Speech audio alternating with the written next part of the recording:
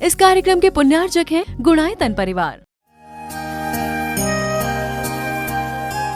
गुणायतन परिवार द्वारा भोपाल में बड़ी सार्थक पहल की गई है, जिसमें बच्चों को संस्कार युक्त और गुणवत्तापूर्ण शिक्षा देने का मौका मिल रहा है। ये बच्चों की व्यवस्था की गई है, जिसमें 6वीं 7वीं के बच्चे इस साल लिए जाएंगे और 11वीं 12वीं और सीए फाउंडेशन के बच्चों को यहाँ रखा जाएगा। ये मेधावी छात्रों को प्रावीण्य के आधार पर उसे प्रविष्टि मिलेगी। पूरे देश भर से प्रविष्टियाँ आएगी। प्रत्येक कक्षा में मात्र 30-30 बच्चों का ही चयन होगा और चयनित बच्चे वे होंगे जो अपनी प्रतिभा के बल पर चुने जाएंगे और उनको एक प्रकार की स्कॉलरशिप दी जाएगी। ये छात्रवृत्ति के तहत पढ़ेंगे। गुणायतन के समाज कल्याण की दिशा में एक बहुत अच्छी पहल है और ये सार्थक पहल है। इसकी शुरुआत भोपाल से हो रही है। ये भोपाल वालों के लिए बहुत गौरव का विषय है। इसके लिए गुणायतन के साथ विद्यासागर इंस्टीट्यूट और सेज और एपीटी, इन तीनों को भी मैं बहुत बहुत आशीर्वाद देता हूँ।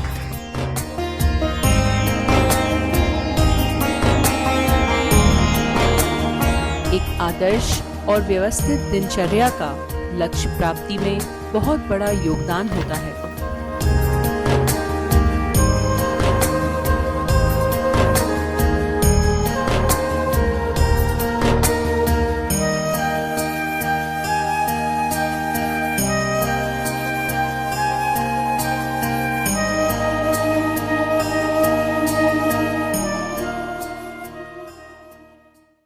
आज आदिनाथ भगवान का जन्म कल्याणक है। अभी दोनों महाराजों के श्रीमुख से आप लोगों ने भगवान आदिनाथ, जिन्हें हम ऋषभदेव भी कहते हैं, उनके संदर्भ में कुछ बातें सुनी। आज भगवान ऋषभदेव के संबंध में 4 बातें आप सबसे करना चाहूँगा। सबसे पहली बात, भगवान ऋषभदेव कौन थे। दूसरी बात, वे कब हुए। तीसरी बात, उनका क्या अवदान था। और जो सबसे महत्वपूर्ण है, हमें क्या करना है। हम लोग ऋषभदेव भगवान, आदिनाथ भगवान का गुणगान करते हैं और हमेशा कहते हैं कि जैन धर्म के आद्य तीर्थंकर भगवान ऋषभदेव थे। जैन धर्म का प्रवर्तन भगवान ऋषभदेव से हुआ। ये बात तो हम अपने बीच में कर लेते हैं, लेकिन ऋषभदेव भगवान केवल एक तीर्थंकर नहीं थे, वे कर्म मूलक मानव सभ्यता के सूत्रधार थे।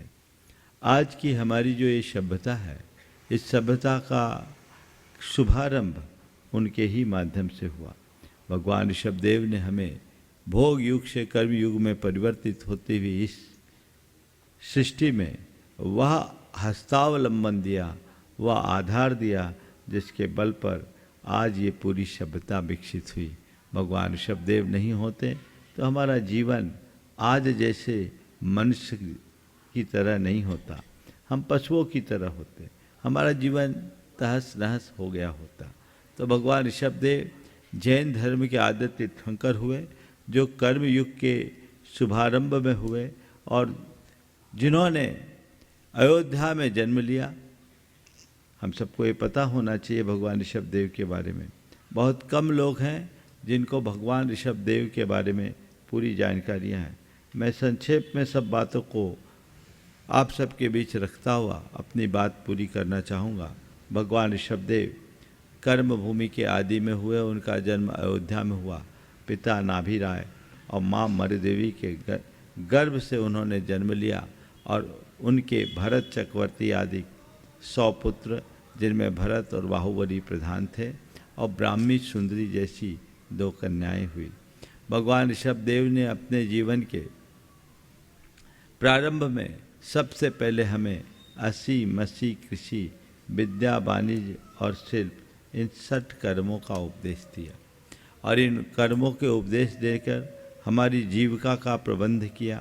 आगे चलकर उन्होंने 72 कला और 64 गुणों का हम सबको ज्ञान दिया। आज जितने भी कला और गुण हैं, उन सब के जनक भगवान ऋषभदेव थे और अपने जीवन के 83 लाख वर्ष बीत जाने, संपूर्ण भारतवर्ष को 52 महाजनपदों में विभाजित कर एक सूत्र में बांधा, एक राष्ट्र की स्थापना की जो आर्यावर्त के नाम से जाना जाता था। अच्छे से सुराज स्थापित करने के उपरांत अपने जीवन के अंतिम 83 लाख वर्ष बीत जाने के बाद नीलांजना नाम की एक नृत्यांगना की आकस्मिक मृत्यु देखकर उन्हें वैराग्य हुआ और उन्होंने तपस्या धारण की। 1000 वर्ष तक उन्होंने कठिन तपस्या की। 1000 वर्ष तक किए गए कठिन तपस्या के परिणाम स्वरूप उन्हें केवल ज्ञान की उपलब्धि हुई और उन्होंने केवल ज्ञान के उपरांत अहिंसा मूलक धर्म का हम सबको उपदेश दिया।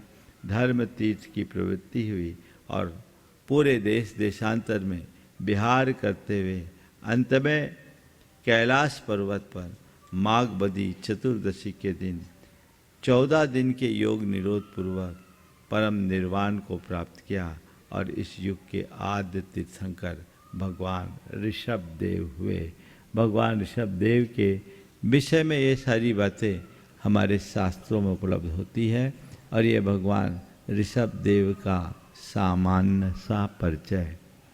लेकिन मेरा मानना है कि भगवान ऋषभ देव का ये परिचय बहुत छोटा परिचय है। उनका असली परिचय कुछ और है जो हम उनके अवदानों से जानेंगे। थोड़ी देर बाद उसकी चर्चा करेंगे। अब दूसरा सवाल है भगवान ऋषभ देव कब हुए। जैन अनुश्रुति के अनुसार ये संसार में कालचक्र अनादि से प्रवाहमान है, कभी ऊपर से नीचे तो कभी नीचे से ऊपर। जैसे घड़ी की सुइयाँ 12 से 6 की ओर आती है तो नीचे की ओर आती है और 6 से 12 की ओर जाती है तो ऊपर की ओर आती है। तो इसी तरह एक क्रम में हमारे यहाँ 6 काल है, जिसमें पहला काल सुखमा काल, दूसरा काल सुखमा काल और तीसरा काल सुखमा दुखमा काल, जो ऊपर से नीचे की ओर आता हुआ कालखंड था। जिस काल में सुख ही सुख की उपलब्धता थी, उस काल को भोग भूमि के रूप में जाना जाता था और उस युग में मनुष्यों को अपने लिए कोई कर्म करने की आवश्यकता नहीं पड़ती थी। हमारी समस्त आवश्यकताओं की पूर्ति उस समय होने वाले प्राकृतिक कल्प वृक्षों से हो जाती थी। हमारी आवश्यकताएं सीमित थी और इच्छाएं बहुत अल्प कसाएं मंद थी। जो प्राकृतिक कल्प वृक्षों से हमें प्राप्त होता था उसमें सहज संतोष करके सब लोग अपना जीवन यापन करते रहते थे। काल के क्रम से धीरे धीरे ढलते क्रम में जब तीसरा काल का अंतिम चरण आने को हुआ और उस काल में कल्प वृक्षों का प्रभाव मंद होने लगा, अनेक प्रकार के प्राकृतिक परिवर्तन हुए। उस समय होने वाले प्राकृतिक परिवर्तनों से चकित और चिंतित मानव समाज को मार्गदर्शन देने के लिए क्रमशः 14 कुलकर हुए, जिन्होंने हमें हमारा मार्गदर्शन देकर धीरज बंधाया। अंतिम कुलकर के रूप में नाभि राय हुए, जो भगवान ऋषभ देव के पिता थे। उन्होंने नाभि की नाल काटने की सलाह दी, इसलिए उनका नाम नाभि राय रहा। अंतिम कुलकर नाभि राय के काल में कल्प वृक्षों का फल एकदम बंद हो गया और जब कल्प वृक्षों का फल देना बंद हो गया तो लोगों में आपस में वर्ग संघर्ष हो गया। तो उन्होंने लोगों के लिए उस समय समयोचित मार्गदर्शन दिया। लेकिन जब कल्प वृक्ष बिल्कुल समाप्त हो गए, स्वाभाविक रूप से अनेक प्रकार के फूल फल और अन्न फसल आदि उत्पन्न होने लगे, तो ये कहा गया कि इनका उपयोग करके अब काम करो। अब भोग भूमि का अंत हो गया, अब कल्प वृक्षों से नहीं, इनसे ही अपनी जीविका पूरी करनी होगी। लेकिन जब उसमें भी कमी पड़ने लगी और वो भगवान ऋषभ देव नाभि राय के पास जब गए तो उन्होंने ऋषभ देव के पास उन्हें भेज दिया और उस समय उन्होंने 80 मसी कृषि विद्या वाणिज्य और शिल्प इन 60 कर्म का उपदेश दिया और ये कहा अब भोग युग खत्म हो गया, अब कर्म युग का आविर्भाव हो गया। अब बिना कर्म किए कुछ भी नहीं कर सकते। अब अगर अपने जीवन का निर्वाह करना है तो कर्म करो। और वहाँ भगवान ऋषभ देव का उदय हुआ और वे प्रथम प्रजापति कहलाए। हमारे यहाँ मनु कहते हैं, हमारे ऋषभदेव भी एक प्रकार के मनु हुए, जिन्होंने हमारे लिए सत्कर्म का उपदेश देकर हमारे जीवन का मार्ग प्रशस्त किया। युग के आदि में भगवान ऋषभदेव हुए, जिन्होंने हमारे लिए जीवन के निर्वाह का, निर्माण का और निर्वाण का, तीनों का उपदेश दिया। सबसे पहले मनुष्य के सामने समस्या आती है अपने निर्वाह की। रोजी रोटी की जब तक व्यवस्था न बने तब तक काम नहीं चलता। उन्होंने हमें सबसे पहले रोजी रोटी की बात की। एक बात बहुत समझने की है, आदमी के सामने सीधे धर्मोपदेश देना उचित नहीं। भगवान ऋषभदेव ने धर्म का उपदेश बाद में दिया, पहले जीवन के निर्वाह का उपदेश दिया और जीवन के निर्वाह के उपदेश के क्रम में ही सत्कर्म का उपदेश था। उन्होंने कहा कि नहीं, अब तुम्हें अपने लिए सब कुछ करना होगा, अपनी रक्षा के लिए असी यानी शस्त्र विद्या में निपुणता प्राप्त करो, लिखा पढ़ी के लिए मसी कर्म करो, अपने जीवन को आगे बढ़ाने के लिए कृषि करो। बीज के आविष्कर्ता भगवान ऋषभदेव हुए। उन्होंने बताया ये बीज है, खेती कैसे करना है इसका ज्ञान उन्होंने दिया। और एक बात ध्यान रखने की है, कई लोग कहते हैं कि जैन धर्म में खेती को हिंसा का कारण मानकर खेती का निषेध किया जाता है। ऐसा वही लोग कहते हैं जिन्होंने जैन धर्म के मर्म को नहीं समझा, जैन धर्म के मूलभूत ग्रंथों को नहीं पढ़ा। जैन धर्म के मूल ग्रंथों में कहीं भी कृषि कर्म का निषेध नहीं किया, बल्कि कृषि कर्म को आर्य कर्म की संज्ञा दी गई।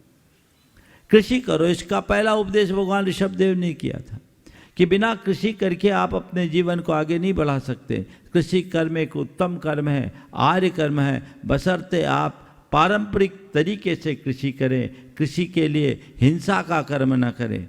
कदाचित कृषि में हिंसा होती है, लेकिन खेती में हिंसा होना और हिंसा की खेती करना, इनमें बड़ा अंतर है। जैन धर्म में हिंसा की खेती का निषेध किया गया है, खेती की हिंसा को नज़रअंदाज करने की बात की गई है।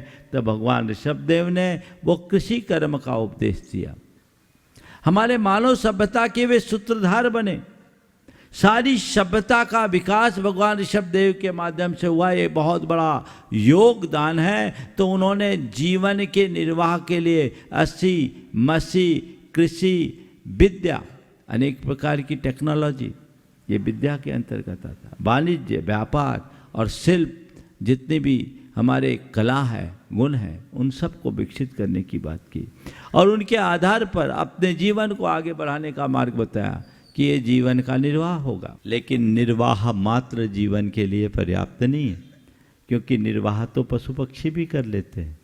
निर्वाह की दृष्टि से अगर विचार किया जाए तो हम में और पशु पक्षियों में क्या अंतर है। खा पी करके हम अपने जीवन का गुजारा कर लेते हैं, वैसे पशु पक्षी भी अपने जीवन का गुजारा कर लेते हैं। कहते हैं नहीं, निर्वाह तो पशुता का लक्षण है। निर्वाह तक रुकना बड़ी बात नहीं है।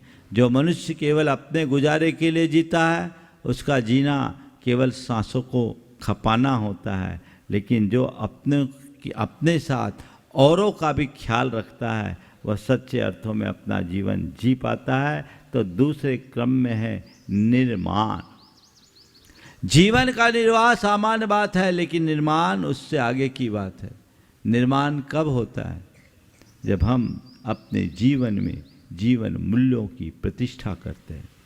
और जीवन मूल्यों की प्रतिष्ठा का मूल आधार प्रेम, परस्परता, सहजीवन, बंधुत्व, आत्मीयता जैसे उदात्त मूल्यों को आत्मसात करना, सेवा परोपकार का गुण अपने साथ जोड़ करके चलना, यह हमारे जीवन के आधारभूत मूल्य हैं। उन्होंने कहा कि अब तुम व्यक्ति नहीं रहे, अब तुम्हें समूह में रहने की ज़रूरत है, समाज में रहने की ज़रूरत है। और कोई भी व्यक्ति का समूह तभी समाज का रूप ले सकता है जब ये सारे उदात्त मूल्य उनके जीवन में जुड़ते हैं।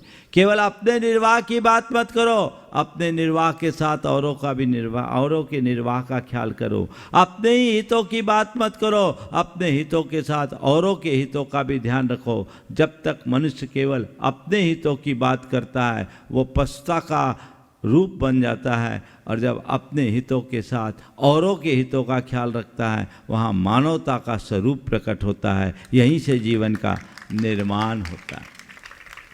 मानव सभ्यता का आधार ही जीवन का निर्माण है। इसीलिए उन्होंने विवाह की व्यवस्था की। पशुओं जैसी निरर्गल प्रवृत्ति को मान्य नहीं दिया गया, स्वच्छंद वृत्ति को मान्य नहीं दिया गया, और खुद सबसे पहले अपना विवाह किया। एक व्यवस्था दी कि इस विवाह पद्धति से आगे संतति का विकास होगा और हमारी परंपरा अविच्छिन्न रूप से चलेगी। हाँ माँ धिक के रूप में उन्होंने दंड व्यवस्था दी, राज्य की व्यवस्था की। एक मानवीय सभ्यता की जो जरूरतें थी उन सब की पूर्ति ही परिवार, कुटुंब, समाज की संरचना भगवान ऋषभ देव के माध्यम से हुई। तो ये जीवन के निर्माण का आधार बना। इसके आधार पर जीवन का निर्माण हुआ। पर कहे निर्माण मात्र से काम नहीं चलेगा। तुमने मनुष्यता को प्राप्त कर ली, लेकिन मनुष्यता में भी जीवन का चरम सुख नहीं। जीवन का चरम सुख मनुष्यता से ऊपर उठकर भगवत्ता को प्राप्त करने में है, जो पूर्ण निराकुल अवस्था है। इसमें भी आकुलता है, इसमें भी दुख है, इसमें भी द्वंद्व है, इसमें भी दुविधा है, इसमें भी दोष है। इन्हें दूर करो। इनको दूर करने के लिए क्या करो? तो उन्होंने इन सब बातों को जानकर मोक्ष मार्ग का खुद अनुसरण किए और हम सब के लिए मोक्ष मार्ग का पाठ पढ़ाया, जो जीवन के निर्वाण का आधार था। उन्होंने राज संपदा, धन, वैभव, परिवार परिजन का विस्तार करने के बाद भी कहा ये सब संसार का विस्तार है, ये जीवन के निर्वाह और निर्माण के आधार है, लेकिन इनमें निराकुलता नहीं है। निराकुलता इन सब के अंत में है, इन सब से ऊपर उठने में है। इसीलिए उन्होंने राज, पाट, धन, वैभव सबका परित्याग कर मोक्ष मार्ग का अनुकरण किया, और मोक्ष मार्ग का अनुकरण करके आगे बढ़ गए। ये ऋषभ देव का बहुत बड़ा योगदान था। बंधु, भगवान ऋषभ देव की बात मैं कहूँ कि 24 तीर्थंकरों में सबसे प्रथम तो थे ही, पर मैं ये कह सकता हूँ भगवान के सभी महापुरुषों, भारत के सभी महापुरुषों में भगवान ऋषभ देव का सर्वोपरि स्थान था। क्योंकि एकमात्र ऐसे महापुरुष हुए जिन्होंने हमें सबका और रास्ता बताया। आप सबको सुन के आश्चर्य होगा, भगवान ऋषभ देव को जितना सम्मान जैनियों ने दिया, उससे कहीं ज़्यादा सम्मान वैदिक परंपरा में भी मिला। अगर हम वेदों की बात करें तो ऋग्वेद, जो भारत के सबसे प्राचीन ग्रंथ में गिना जाता है, अकेले ऋग्वेद की अनेक ऋचाओं में भगवान ऋषभ देव का स्तुति परक उल्लेख है। डॉक्टर गोकुल प्रसाद जैन के हिसाब से अगर देखा जाए, उनका एक शोध लेख है ऋग्वेद में ऋषभ वाची ऋचाएँ। उसमें उन्होंने लिखा 141 ऋचाओं में भगवान ऋषभ देव का स्तुति परक उल्लेख है, केवल ऋग्वेद। वहाँ ऋषभ देव को वात रचना शब्द की बात की है। वात रशन, वात वशन ये वेदों का शब्द है। अरहंत शब्द भगवान ऋषभ देव के लिए उल्लेख किया गया। ऋषभ शब्द का भी उल्लेख वहाँ किया गया। ये सब दिगंबरत्व की आवश्यकता की बात है। और ये निर्गंथ हो, वात रसनो, निरंबर जैसे शब्दों का प्रयोग भगवान की स्तुति में भगवान ऋषभ देव के लिए आचार्य जिनसेन ने भी किया, और निघंटु की टीका में भी इस बात का उल्लेख किया गया। तो केवल ऋग्वेद में भगवान ऋषभ देव का इतनी बार उल्लेख होना, ऋग्वेद के अलावा भागवत आदि ग्रंथों में भगवान ऋषभ देव का उल्लेख होना, अनेक पौराणिक ग्रंथों में भगवान का उल्लेख होना, ऋषभ देव को विष्णु के अवतार के रूप में परिगणित करना, ये भगवान ऋषभ देव की महाव्यक्तित्व का उदाहरण है, उनकी महनीयता का उदाहरण है। सब लोगों ने उन्हें स्वीकार किया, उन्हें स्थान देना उनकी महानता का द्योतक है। अनेक पुराणों में भगवान ऋषभदेव का उल्लेख, बौद्ध ग्रंथों में भगवान ऋषभदेव का उल्लेख, जो उनकी ऐतिहासिकता का एक सबल दस्तावेज प्रकट करते हैं, ये अपने आप में बहुत बड़ी बात है। और एक स्थान पर तो इतनी बड़ी बात लिखी कि सुन करके आप सब मुग्ध हो जाओगे। वहाँ लिखा कि अष्टषष्टिषु तीर्थेषु यात्रायाम यत् फलम भवेत् श्री आदिनाथस्य देवस्य स्मरण मात्रेणापि तद् भवेत्। 68 तीर्थ माने जाते हैं वैदिक परंपरा में। कहते हैं 68 तीर्थों की यात्रा का जो फल मिलता है, वह सारा फल भगवान आदिनाथ के स्मरण मात्र से प्राप्त हो जाता है। कितनी बड़ी बात! क्यों? वे हमारे प्राणाधार थे, इसलिए लोगों ने उन्हें इतना मान्य किया। हड़प्पा मोहनजोदड़ो के खनन से प्राप्त अवशेषों में भगवान ऋषभदेव की कायोत्सर्ग मुद्रा का प्रकट होना, यह भी इस बात का प्रमाण है। वहाँ अनेक मोहरें प्राप्त हुई, जिसमें FGH फलक 449, उसमें भगवान ऋषभदेव की कायोत्सर्ग मुद्रा है। वहाँ उनका चिन्ह बैल भी अंकित है। भरत चक्रवर्ती जो उनका ज्येष्ठ पुत्र है, जिसके नाम से देश का नाम भारत हुआ, और वह उनके लिए वंदना कर रहा है, इसका उल्लेख है। और उस समय पुरातत्व विभाग के director general professor Ramchandra Sharma, उन्होंने अपने शोध लेख सिंध 5000 एगो उसमें लिखा है कि ये स्पष्टतया भगवान ऋषभदेव की मुद्रा है। ये जैन धर्म की प्राचीनता के साथ साथ भगवान ऋषभदेव की ऐतिहासिकता को भी प्रकट करता है। ऋषभदेव भारत के एक ऐसे महापुरुष थे जिन्होंने हमें निर्वाह से लेकर निर्वाण तक का रास्ता बताया है। आज उनका जन्म कल्याणक है।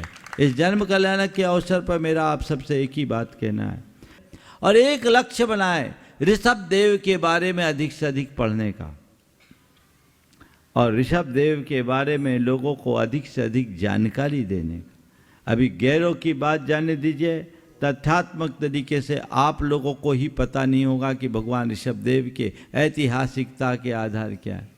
आप स्वयं पढ़े, आदि पुराण को पढ़े।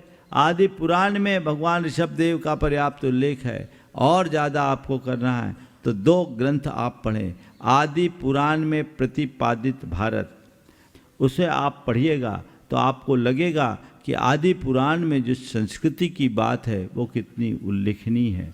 जैन परंपरा के इतिहास को पढ़िए। इसमें 3 ग्रंथ मैं आप सबसे कहना चाहूँगा पढ़ने के लिए, जो प्रत्येक भारतीय को पढ़ना चाहिए, प्रत्येक जैनी को पढ़ना चाहिए। जैन धर्म का इतिहास भाग 1, 2, 3 डॉक्टर कैलाश चंद जैन, उनकी कृति है। 3 भागों में हिंदी और अंग्रेजी दोनों में है, आप उसे पढ़ सकते हैं।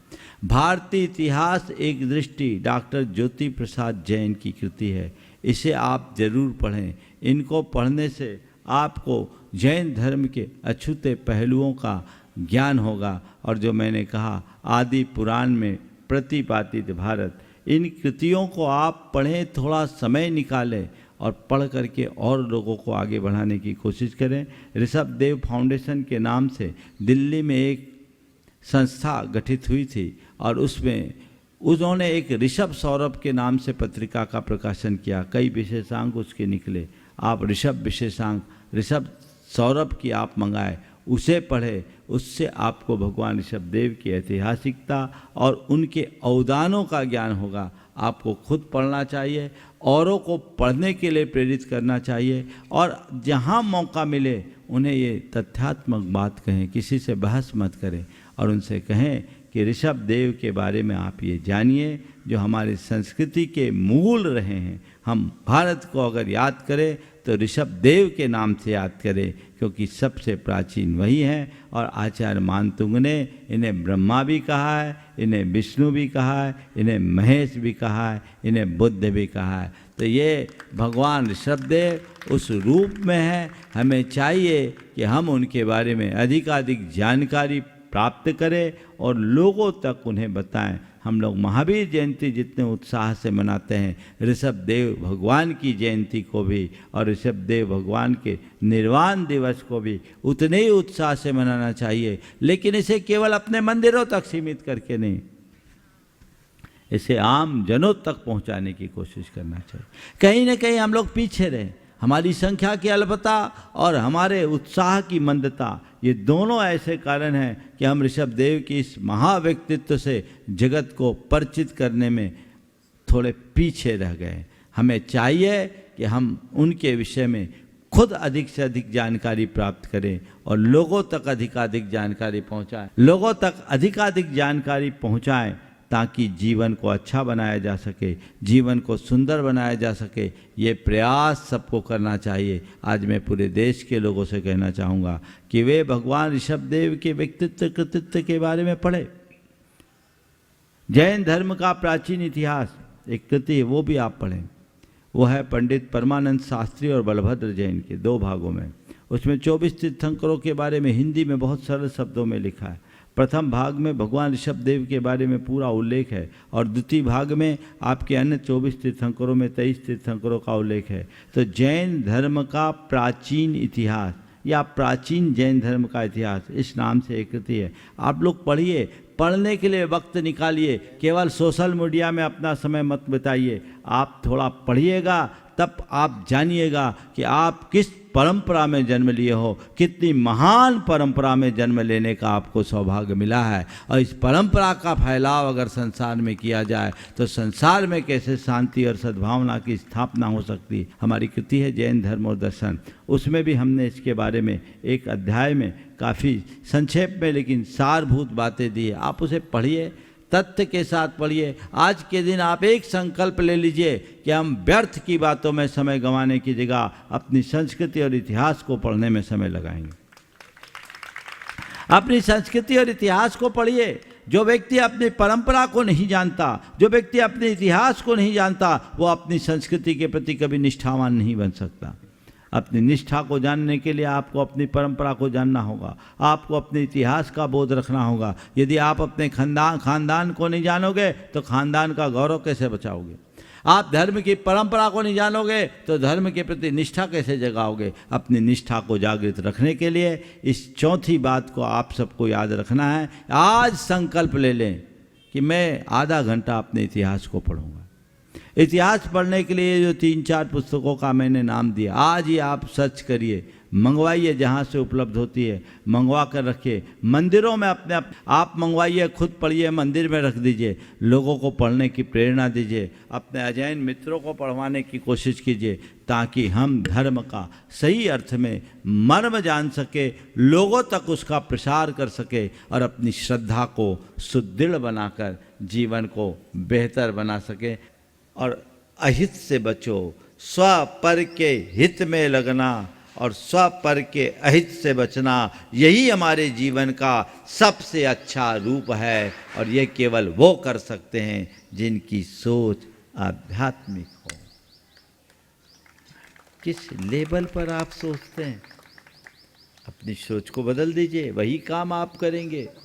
भौतिक सुखों की भी प्राप्ति आप करेंगे। ऐसा नहीं कि आध्यात्मिक सोच का धनी भौतिक सुखों से पूरी तरह विमुख हो जाता है। ऐसा नहीं है कि आध्यात्मिक सोच वाला व्यक्ति व्यवसाय नहीं करता। ऐसा नहीं है कि आध्यात्मिक सोच वाला व्यक्ति पूरी तरह व्यवहार शून्य बन जाता है। ये सब करते हुए भी उसके देखने का नज़रिया अलग होता है। मैं 6वीं 7वीं क्लास में पढ़ता था, तब की बात है। एक अध्यापक के घर ट्यूशन पढ़ा करता था। उन्होंने अपने घर के बाहर 3 शीशम के पेड़ लगाए। बिहार झारखंड में शीशम के पेड़ बहुत होते हैं और अच्छे बड़े बड़े होते हैं। उन्होंने हम लोगों का टेस्ट लेने के लिए, बहुत अच्छे शिक्षक थे और वो पढ़ाने के साथ साथ संस्कार भी देते थे। उन्होंने पूछा, ये बताओ आज मैंने ये 3 पेड़ लगाए हैं, 20 साल बाद तीनों पेड़ों की क्या दशा हो।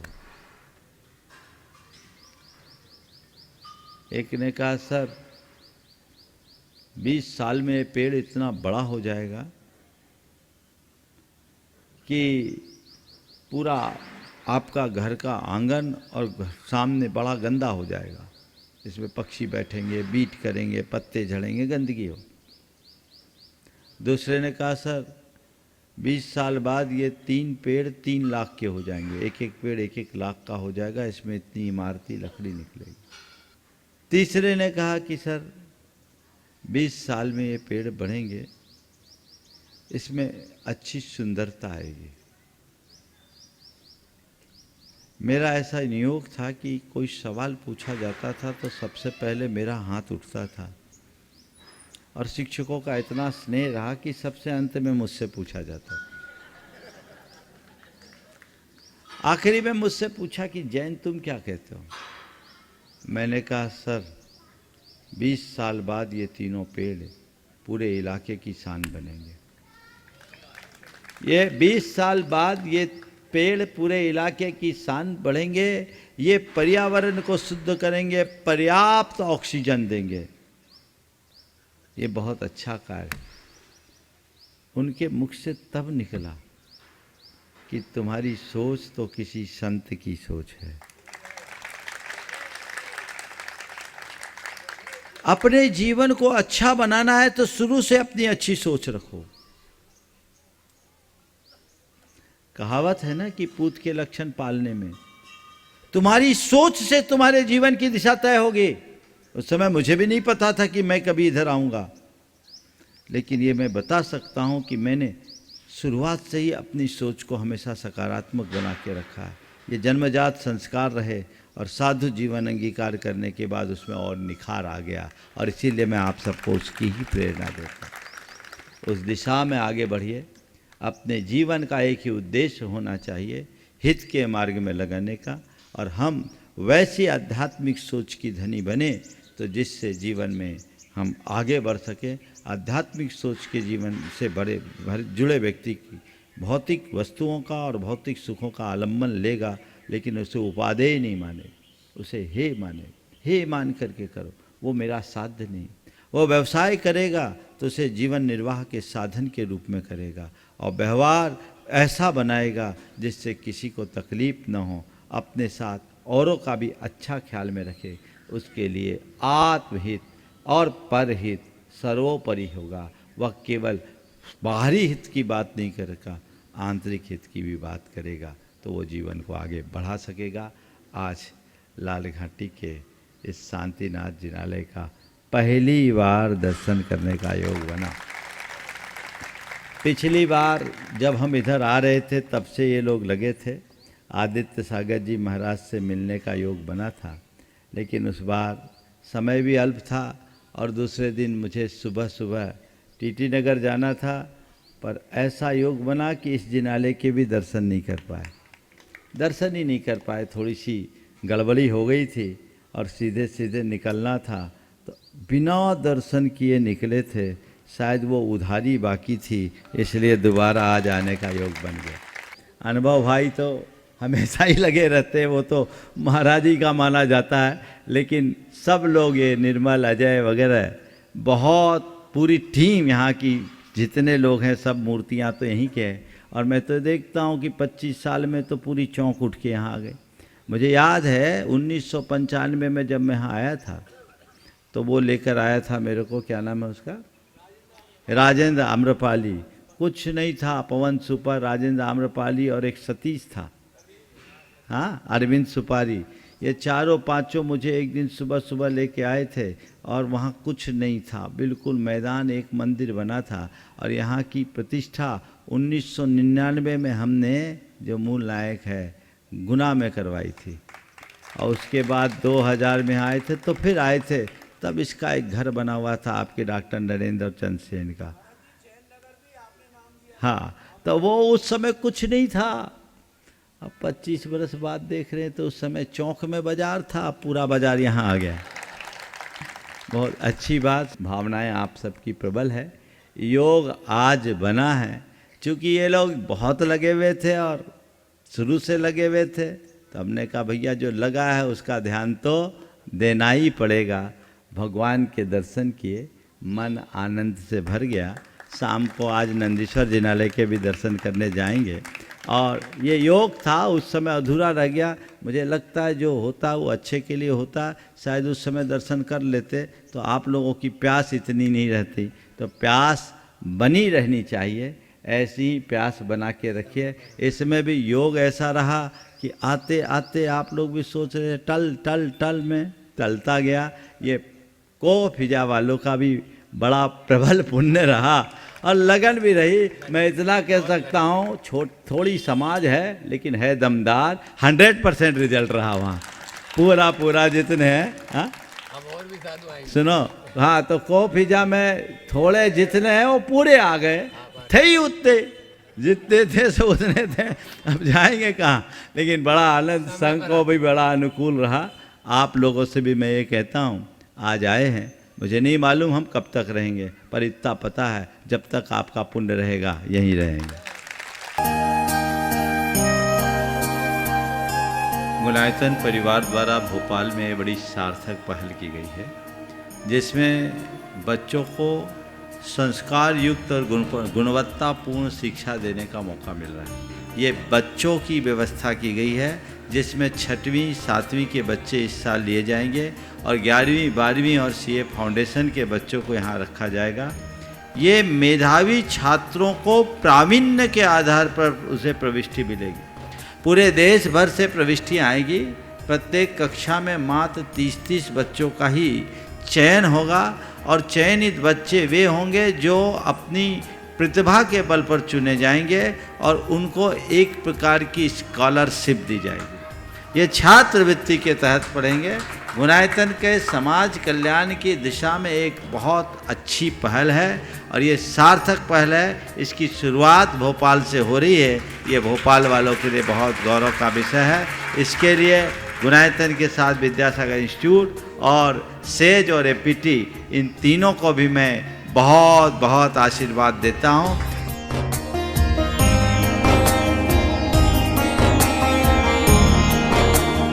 एक आदर्श और व्यवस्थित दिनचर्या का लक्ष्य प्राप्ति में बहुत बड़ा योगदान होता है।